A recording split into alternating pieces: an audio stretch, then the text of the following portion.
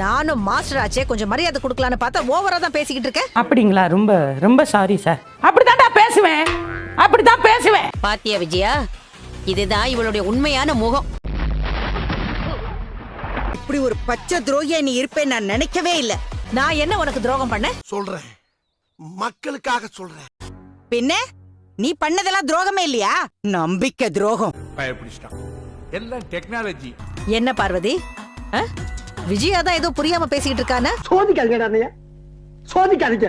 நீயும் அதை நம்பிக்கிட்டு பேசிக்கிட்டு இருக்க. விஜயாவும் மனோஜும் வாங்கின கடனை திருப்பி தரல. அடபோச்சே. அதுக்கு ஃபைனான்சியர் வீட்டை ஜப்தி பண்ணிட்டாரு. இதுக்கு நான் என்ன பண்ண முடியும்? நக்கு செத்த பையல. போது நிறுத்திடி. இன்னும் எத்தனை நாளைக்கு இப்படியே பொய் சொல்லுவேன்? அப்படி கேளு. ஓ பொய்ய இத்தனை நாள் நான் நம்பினதெல்லாம் போதும். ஓ நடிப்பெல்லாம் எங்களுக்கு தெரிஞ்சு போச்சு. மாமா கோவம் வந்துருச்சு. இனி அவர் மேல ஒரு அடி பட்டாலும் எரிமலை வெடிக்குண்டா. அந்த பைனான்சியருக்கு பின்னாடி இருந்து நீதானே அவனை ஆட்டி வச்சிருக்க. உனக்கு டவுட்டா இருந்தா புல் பாடியை செக்அப் பண்ணிக்க. அனாவசியமா சந்தேகப்பட்டு நான் அசிங்கப்படுத்தப்படாது.